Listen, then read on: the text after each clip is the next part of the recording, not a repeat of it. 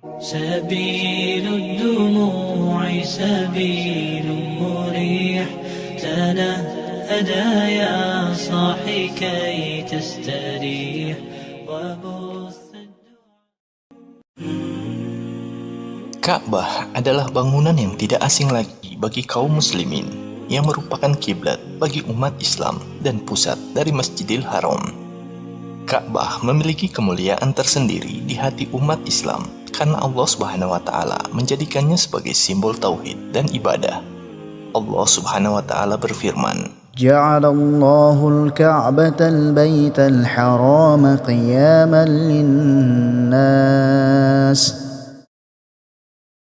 إن أول بيت وضع للناس للذي ببكة مباركا وهدى للعالمين. bagaimanakah sejarah berdirinya bangunan yang Allah muliakan ini? Mari kita simak penjelasan dari para ulama berikut ini. Siapakah yang membangun Ka'bah pertama kali? Terdapat beberapa pendapat di kalangan para ulama tentang siapakah yang membangun Ka'bah pertama kali sebelum ia ada di muka bumi. Pendapat pertama, Ka'bah dibangun oleh para malaikat.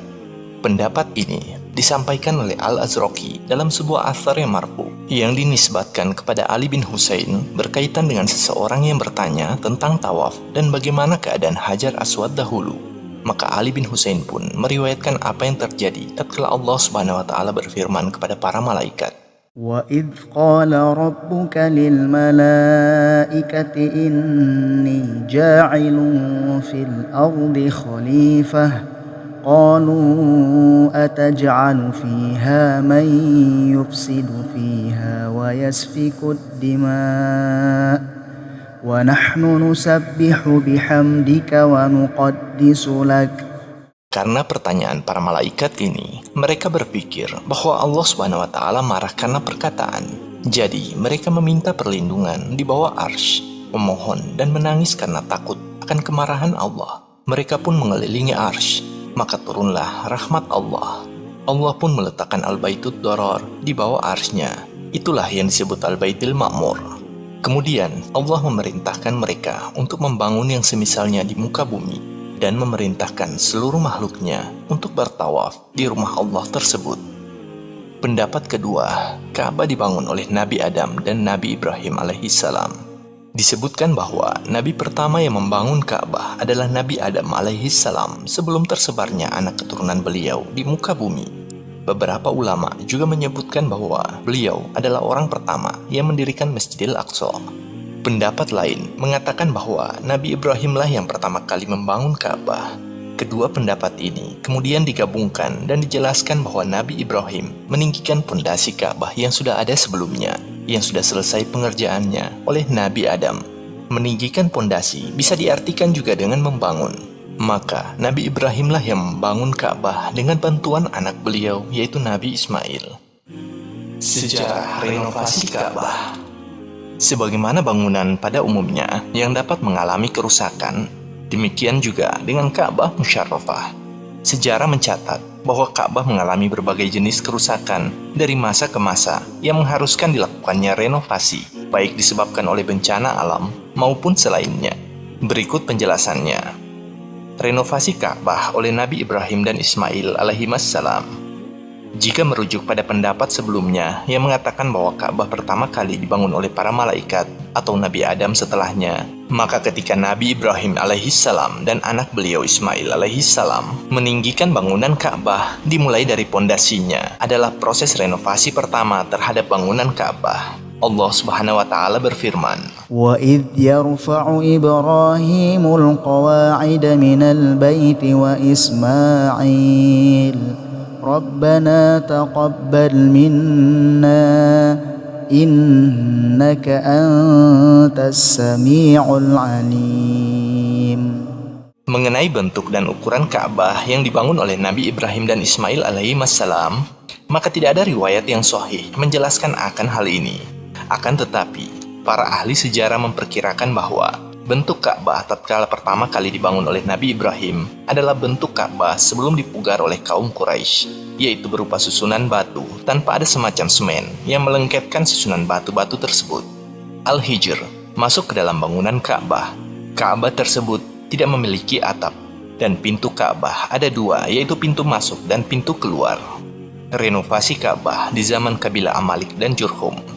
Di masa dua suku besar yaitu Amalik dan Jurhum tinggal di Mekah dan sekitarnya, terjadi beberapa kali banjir bandang yang menyebabkan rusaknya bangunan Ka'bah. Terlebih lagi, secara geografis, Mekah terletak tepat di tengah cekungan, dikelilingi gunung-gunung yang melingkar di sekitarnya. Maka ketika turunnya hujan, dikala itu air langsung masuk menggenangi kompleks Masjidil Haram dan merobohkan beberapa bagian dinding Ka'bah. Hal inilah yang mengharuskan kabilah Amalik dan Jurhum melakukan renovasi berkali-kali setiap kali terjadi banjir di Mekah. Renovasi Ka'bah oleh kaum Quraisy. Setelah berlalu masa yang panjang, bangunan Ka'bah masih sebagaimana bangunan di zaman Nabi Ibrahim, tersusun dengan batu-batu saja tanpa ada semen atau sejenisnya yang berfungsi untuk melekatkan batu-batu tersebut. Tinggi Ka'bah juga hanya seberapa dan tidak terlalu tinggi. Pada awalnya, Ka'bah hanya memiliki dua sudut saja, yaitu hanya rukun Yamani dan rukun Al-Hajar Aswad, dan bentuknya kira-kira seperti huruf D. Hingga pada masa itu, terjadilah banjir hebat yang menghantam dinding-dinding Ka'bah sehingga merusak pondasi Ka'bah. Ketika itu, Nabi Shallallahu Alaihi Wasallam berusia 35 tahun, atau sekitar 5 tahun sebelum beliau Shallallahu Alaihi Wasallam diangkat menjadi Nabi. Tatkala Ka'bah sudah hampir runtuh, kaum Quraisy memutuskan untuk membangun kembali Ka'bah, sebuah bangunan yang kokoh dan tahan terhadap hujan deras. Dan ketika mereka sepakat tentang hal itu, Abu Wahab bin Amr berdiri di antara mereka dan berkata, "Wahai orang-orang Quraisy, janganlah kamu mendanai pembangunannya dari penghasilanmu kecuali apa yang baik, dan janganlah kamu memasukkan uang hasil pelacuran ke dalamnya atau riba atau hasil menindas orang lain." Di satu sisi, orang Quraisy takut untuk sekedar menghancurkan dinding Ka'bah. Mereka takut akan kemurkaan Allah menimpa mereka, mengingat 35 tahun yang lalu telah terjadi peristiwa dihancurkannya tentara bergajah milik Abraha yang hendak merusak Ka'bah. Oleh karena itu, orang-orang Quraisy tidak ada yang berani dan takut ditimpa seperti apa yang telah menimpa Abraha 35 tahun yang lalu. Maka Al-Walid bin Al-Mughirah berkata kepada mereka, "Saya akan memulai untuk meruntuhkan sebagian bangunan Ka'bah." Ia pun mulai meruntuhkannya sambil berkata, "Ya Allah, kami tidak berniat untuk menyimpang dan kami hanya ingin melakukan kebaikan." Lantas, ia mulai meruntuhkan Ka'bah dari dua sudutnya saja. Kaum Quraisy pun menunggu satu malam untuk melihat apakah ada sesuatu yang buruk terjadi pada Walid karena apa yang dia lakukan terhadap bangunan Ka'bah. Pada pagi harinya, mereka melihat ternyata tidak ada kejadian buruk yang menimpanya. Maka mereka segera naik ke Ka'bah dan menyelesaikan pembongkarannya sampai tidak ada yang tersisa kecuali pondasi Ibrahim alaihissalam. Kemudian dilanjutkan tahap konstruksi. Pengerjaannya dibagi di antara suku-suku yang ada dan masing-masing mengambil alih satu sisi Ka'bah dan mereka membangunnya dengan bebatuan yang berasal dari lembah. Ketika pembangunan itu sampai di sudut tempat diletakkannya Hajar Aswad, timbul perselisihan di antara suku-suku Quraisy. Semua orang ingin mendapatkan kehormatan dengan mengangkat Hajar Aswad ke tempatnya semula. Bahkan mereka hampir saling berperang. Abu Umayyah bin Al-Mughirah Al-Makhzumi datang dan menyarankan agar mereka menjadikan siapa saja yang pertama kali masuk melalui gerbang Masjidil Haram agar menjadi hakim, pemutus perselisihan di antara mereka. Mereka pun setuju dan menunggu yang pertama datang. Ternyata yang pertama kali masuk dari pintu tersebut adalah Nabi Shallallahu Alaihi Wasallam. Segera setelah mereka melihatnya, mereka berteriak, "Ini adalah Al-Amin, kami ridho. Ini adalah Muhammad." Kemudian Rasulullah Shallallahu Alaihi Wasallam yang pada saat itu belum diutus menjadi Nabi berkata, "Beri aku selembar kain." Mereka pun memberikannya kepada beliau. Lalu beliau berkata, "Setiap utusan suku mengambil satu sisi pakaian dan angkatlah bersama-sama." Mereka pun melakukannya. Ketika mereka mencapai tempat Hajar Aswad, Rasulullah Shallallahu Alaihi Wasallam mengambil Hajar Aswad dengan tangannya yang mulia dan meletakkannya di tempatnya semula. Dikarenakan kaum Quraisy telah memutuskan untuk membangun Ka'bah hanya dari uang mereka yang halal, maka mereka berusaha mencurahkan kemampuan mereka, namun berakhir dengan kebuntuan dan kekurangan. Kaum Quraisy terpaksa mengeluarkan hijr yang tersisa pondasinya saja dari bangunan utama Ka'bah dan memasang tanda yang menunjukkan bahwa itu bagian dari Ka'bah. Saat pemugaran Ka'bah, orang-orang Quraisy membuatnya tambah tinggi. Sebelumnya, Ka'bah tingginya hanya 9 hasta atau kira-kira 4 atau 4,5 meter. Ditambah 9 hasta lagi menjadi 18 hasta atau 8 hingga 9 meter. Dan pintu Ka'bah diangkat menjadi lebih tinggi sehingga tidak lagi menempel di tanah. Di antara tujuan mereka adalah untuk memperkuat pondasi Ka'bah dan agar tidak terkena banjir saat hujan. Dan agar tidak semua orang bisa masuk Ka'bah. Bagi yang ingin masuk Ka'bah harus minta izin terlebih dahulu kepada orang-orang Quraisy. Aisyah radhiyallahu anha pernah menanyakan hal ini kepada Nabi Shallallahu Alaihi Wasallam. Aisyah berkata, "Aku bertanya kepada Nabi Shallallahu Alaihi Wasallam tentang Al-Jadr, yaitu Al-Hijr. Apakah ia termasuk Ka'bah?" Nabi berkata, "Iya." Aku berkata, "Lantas kenapa mereka tidak memasukkannya menjadi bagian Ka'bah?" Beliau berkata, "Sesungguhnya biaya yang disiapkan kaummu, yaitu Quraisy, untuk membangun Ka'bah tidak cukup." Aku bertanya, "Kenapa pintunya dinaikkan tinggi?" Beliau Shallallahu Alaihi Wasallam berkata, "Itu sengaja dilakukan oleh kaummu agar mereka bebas memasukkan ke Ka'bah siapa yang mereka sukai dan mereka bisa melarang siapa yang mereka kehendaki." Rasulullah Shallallahu Alaihi Wasallam juga pernah berkata kepada Aisyah radhiyallahu anha, "Tidakkah kamu melihat bahwa kaummu sudah kekurangan nafkah untuk membangun Ka'bah? Jika bukan karena kaummu baru saja keluar dari kekufuran, pasti aku akan bongkar Ka'bah, dan aku akan buatkan satu pintu di sebelah timur dan satu pintu di sebelah barat, dan aku akan masukkan hijr menjadi bagian Ka'bah." Renovasi Ka'bah di masa Abdullah bin Zubair radhiyallahu anhu. Sepeninggal Rasulullah Shallallahu Alaihi Wasallam, ibunda kita Aisyah radhiyallahu anha menceritakan keinginan Rasulullah Shallallahu Alaihi Wasallam untuk merenovasi Ka'bah kepada keponakan beliau yang bernama Abdullah bin Zubair bin Awam radhiyallahu anhu, yang juga termasuk salah satu sahabat Nabi Shallallahu Alaihi Wasallam. Abdullah bin Zubair begitu termotivasi dan langsung mewujudkan apa yang menjadi keinginan hati sang kekasih, yaitu Rasulullah Shallallahu Alaihi Wasallam. Abdullah bin Zubair pun menutupi apa yang kurang dari pembangunan kaum Quraisy sekitar 6 hasta, dengan memasukkan hijr Ismail menjadi satu bagian dengan bangunan utama Ka'bah. Beliau juga menambah ketinggian Ka'bah sepanjang 10 hasta dan membuat 2 pintu untuknya, satu dari timur dan satu dari barat. Orang masuk melalui satu pintu dan keluar melalui pintu lainnya. Selain itu, beliau membuatnya sangat indah. Ka'bah dahulunya dikelilingi oleh rumah-rumah sehingga hal ini sangat menyempitkan orang-orang yang tawaf. Maka di zaman Umar bin Khattab radhiyallahu anhu, beliau pun membeli rumah-rumah di sekeliling Ka'bah tersebut, lalu menghancurkannya dan membangun dinding di sekeliling Ka'bah yang tingginya di bawah tinggi manusia. Kemudian Abdullah bin Az-Zubair memperluas Ka'bah sehingga dikatakan beliaulah yang pertama kali memasang atap Ka'bah. Renovasi Ka'bah di masa Abdul Malik bin Marwan. Di masa pemerintahan Abdul Malik bin Marwan, beliau menerima surat dari Al-Hajjaj bin Yusuf As-Saqafi tentang perbuatan Abdullah bin Zubair yang memasukkan hijr Ismail ke dalam bagian Ka'bah. Al-Hajjaj mengira itu dilakukan hanya atas dasar pendapat dan ijtihad dari Abdullah bin Zubair semata. Maka Abdul Malik bin Marwan memerintahkan Al-Hajjaj untuk mengembalikan bangunan Ka'bah seperti semula dengan mengeluarkan hijr Ismail dari bangunan utama Ka'bah. Al-Hajjaj segera melaksanakan titah tersebut dan merobohkan dinding utara Ka'bah sehingga kembali seperti apa yang dahulu dibangun oleh orang-orang Quraisy. Tatkala hadis dari Aisyah radhiyallahu anha sampai kepada Abdul Malik bin Marwan, maka ia menyesal atas perbuatannya. Kemudian Abdul Malik berkata, "Seandainya aku mendengar hal ini sebelum aku meruntuhkan Ka'bah, tentu aku akan biarkan Ka'bah sesuai dengan renovasi Abdullah bin Az-Zubair." Abdul Malik hendak mengembalikan Ka'bah seperti semula yang telah dibangun oleh Abdullah bin Az-Zubair radhiyallahu anhu. Ia meminta nasihat kepada Imam Malik bin Anas rahimahullah. Kemudian Imam Malik rahimahullah berkata kepadanya, "Aku memintamu karena Allah, wahai Amirul Mukminin, janganlah engkau menjadikan Ka'bah ini seperti mainan para raja. Jika ada di antara mereka yang berkehendak, maka ia akan meruntuhkan Ka'bah lalu membangunnya kembali. Akhirnya keagungan Ka'bah akan hilang dari dada-dada manusia." Imam Malik ternyata melarang Abdul Malik melakukannya. Beliau khawatir pembangunan Ka'bah hanya akan menjadi bahan permainan para penguasa di masa mendatang yang merubah sesuka hati mereka, sehingga hilanglah kehormatan Ka'bah. Renovasi Ka'bah pada masa Muhammad Ali Pasha.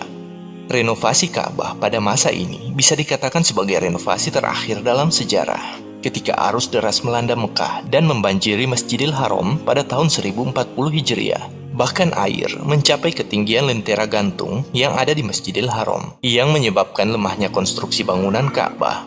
Ketika itu, Muhammad bin Ali Pasha, gubernur Mesir, memerintahkan para insinyur yang terampil dan para pekerja profesional untuk membongkar kembali Ka'bah. Kemudian, kembali membangunnya dari awal dengan struktur dan pengerjaan yang lebih kokoh. Dimulailah renovasi Ka'bah yang berlangsung selama setengah tahun penuh, yang menghabiskan biaya yang sangat mahal. Setelah pengerjaannya selesai, Ka'bah menjadi bangunan yang indah dan menawan. Ia akan senantiasa tinggi dan dimuliakan di hati orang-orang beriman. Sejarah para pemegang kunci Ka'bah. Para pemegang kunci atau diistilahkan dengan sadana adalah orang-orang yang secara khusus diberikan tugas untuk mengurus dan merawat suatu bangunan atau tempat tertentu. Dalam hal ini, Ka'bah memiliki para pemegang kunci yang tercatat dalam sejarah yang berlangsung hingga hari ini. Merekalah yang mengurus semua keperluan Ka'bah, termasuk kebersihan dan keindahan, juga secara umum perawatan Ka'bah. Mereka jugalah yang bertanggung jawab dalam penggantian kiswah atau kain penutup Ka'bah secara rutin. Pada prosesnya, mereka memiliki jumlah pekerja yang banyak, yang memiliki tugas pokok masing-masing, berbeda dengan tugas umum pemeliharaan Masjidil Haram. Di dalam sejarah, Nabi Ismail alaihissalam adalah orang pertama yang memegang kunci Ka'bah. Kemudian, beliau mewariskannya kepada anaknya yang bernama Nabit. Tatkala Nabit sudah mulai tua dan tidak mampu lagi mengurus Ka'bah, sedangkan anak-anaknya dikala itu masih kecil, ia pun menyerahkan kunci Ka'bah kepada paman-paman dari ibunya dari kabilah Jurhum. Kunci Ka'bah pun ada pada mereka dalam waktu yang begitu lama. Di tengah pengurusan Ka'bah oleh kabilah Khuza'ah, Qusay bin Kilab menikahi Hubay binti Hulail. Ayahnya, yaitu Hulail, adalah pemegang kunci Ka'bah saat itu. Karena ia sudah merasa berat untuk mengurusi Ka'bah, ia serahkan kunci Ka'bah kepada anak perempuannya tersebut. Sedangkan untuk pembiayaan diserahkan kepada seseorang yang bernama Abu Gubshan. Suatu ketika, Qusay bin Kilab, yang merupakan suami dari Hubay binti Hulail, memberi minuman keras kepada Abu Gubshan sampai ia benar-benar mabuk. Saat ia mabuk, Qusay membeli kunci Ka'bah dari Abu Gubshan. Ia pun menjualnya di tengah pengaruh minuman keras itu. Khuza'ah pun marah ketika mengetahui hal tersebut dan berusaha merebut kembali kunci Ka'bah. Namun, mereka tidak berhasil mendapatkannya. Kemudian, Qusay mewariskannya kepada anaknya yang bernama Abduddar, yang kemudian diwariskan secara turun-temurun kepada anak keturunannya, yaitu Bani Abdiddar. Pengurusan Ka'bah oleh Bani Abdiddar berlangsung lama, bahkan sampai di masa Rasulullah Shallallahu Alaihi Wasallam membebaskan kota Mekah. Kunci Ka'bah pada saat itu dipegang oleh Utsman bin Talha. Setelah Rasulullah Shallallahu Alaihi Wasallam membuka pintu Ka'bah, beliau kembali menyerahkan kuncinya kepada Utsman bin Talha. Setelah itu, ia mewariskannya kepada anaknya Syaibah, pemegang kunci Ka'bah pada masa sekarang. Sampai saat ini, Bani Syaibah masih dipercaya memegang kunci Ka'bah, dan itu diwariskan secara turun-temurun dari generasi ke generasi. Kunci Ka'bah diwariskan kepada anak-anak laki-laki mereka, walaupun mereka tidak mempersyaratkan kunci diserahkan hanya kepada keturunan mereka yang laki-laki saja. Tidak seperti para pendahulu mereka, karena penentuan pemegang kunci Ka'bah yang menjadi acuan dipilih berdasarkan usia. Bani Syaibah di masa sekarang diamanahi untuk benar-benar merawat Ka'bah dan memperhatikan berbagai keperluannya. Mereka biasanya membuka pintu Ka'bah 2 kali dalam setahun, dalam rangka membersihkan dan memberikannya wewangian. Kunci Ka'bah sendiri terbuat dari besi, memiliki panjang 35 cm yang berganti-ganti dari zaman ke zaman, disesuaikan dengan berbagai macam pembaharuan yang dikerjakan pada pintu Ka'bah tersebut. Kiswah atau penutup Ka'bah, walaupun sudah ada pabrik yang dikhususkan untuk membuatnya, namun pemasangannya perlu koordinasi dengan pemegang kunci Ka'bah sebagai pihak yang akan membuka pintu Ka'bah secara khusus untuk mereka. Karena tugas mulia inilah, Bani Syaibah memiliki kedudukan tersendiri di tatanan masyarakat. Pemerintah Saudi Arabia secara khusus memberikan anggaran kepada keluarga Syaibah atau Bani Syaibah sebanyak 60.000 real setiap tahun sebelum waktu penggantian kiswah. Jumlah tersebut dipergunakan untuk membeli minyak wangi yang mewah untuk Ka'bah yang baunya tidak hilang walaupun dicuci dan dibersihkan berkali-kali. Sebagaimana Allah memuliakan Ka'bah, Allah pula memuliakan orang-orang yang menjadi pemegang kunci Ka'bah. Hancurnya Ka'bah di akhir zaman. Penghancuran Ka'bah di akhir zaman berhubungan erat dengan tanda-tanda dekatnya hari kiamat yang sudah diramalkan oleh utusan Allah, manusia paling percaya di muka bumi, yaitu Rasulullah Sallallahu Alaihi Wasallam, melalui hadis-hadis beliau. Di antaranya dari Abu Hurairah radhiyallahu anhu, ia berkata, Rasulullah Sallallahu Alaihi Wasallam bersabda, akan ada seseorang yang berbetis kecil dari Habasyah yang akan menghancurkan Ka'bah. Dari Abdullah bin Abbas radhiyallahu anhuma, ia berkata, Rasulullah Sallallahu Alaihi Wasallam bersabda, seolah aku melihatnya dalam keadaan berjauhan kedua betisnya dan berkulit hitam. Ia merobohkan Ka'bah batu demi batu. Rasulullah Sallallahu Alaihi Wasallam bersabda, akan ada seseorang yang dibaiat antara rukun dan maqam Ibrahim. Tidak akan ada yang menghalalkan Baitullah kecuali penduduknya. Maka jika mereka menghalalkannya, jangan lagi ditanya tentang celakanya bangsa Arab. Kemudian akan datang orang-orang Habasyah yang benar-benar merobohkan Baitullah. Maka tidak akan ada yang memakmurkannya setelahnya selamanya. Merekalah yang akan mengeluarkan harta terpendam darinya. Masa di mana peristiwa ini akan terjadi, para ulama berbeda pendapat dengan pandangan yang beragam. Pendapat pertama mengatakan bahwa itu terjadi di masa Nabi Isa setelah beliau diturunkan kembali ke muka bumi. Pendapat kedua mengatakan akan terjadi di masa Nabi Isa setelah Allah membinasakan Ya'juj wa Ma'juj. Pendapat ketiga mengatakan kejadian ini akan terjadi setelah keluarnya Dajjal dan turunnya Nabi Isa. Pendapat keempat mengatakan bahwa peristiwa ini terjadi setelah keluarnya Dabbah, yaitu makhluk melata yang berbicara kepada manusia. Pendapat kelima mengatakan terjadinya setelah semua tanda kiamat terjadi, dekat dengan hari kiamat di mana orang sudah tidak lagi berhaji. Pendapat keenam mengatakan bahwa itu terjadi setelah kematian Nabi Isa alaihi salam. Wallahu a'lam bishawab. Hanya Allah yang mengetahui pasti kapan peristiwa itu akan terjadi. Dari semua pembahasan berkaitan dengan Ka'bah, kita bisa memahami bahwa Ka'bah adalah bangunan di antara bangunan-bangunan yang Allah takdirkan berdiri di muka bumi yang Allah muliakan. Dan Allah berhak memuliakan apa saja yang Ia kehendaki. Maka, kita sebagai hambanya yang beriman, berkewajiban pula untuk memuliakannya sebagaimana Allah memuliakannya. Dari serangkaian kejadian dan peristiwa sejarah yang menimpa bangunan Ka'bah, juga yang akan terjadi kelak di akhir zaman, kita menyadari bahwa Ka'bah hanyalah salah satu benda di antara sekian banyak makhluknya yang fana dan tidak kekal, seperti halnya alam dunia ini. Sehingga hati kita akan selalu senantiasa terpaut dengan zat yang menciptakannya, yaitu Allah Subhanahu wa Ta'ala. Wallahu a'lam. فَلْيَعْبُدُوا رَبَّ هَذَا الْبَيْتِ الَّذِي أَطْعَمَهُم مِّن جُوعٍ وَآمَنَهُم مِّنْ خَوْفٍ.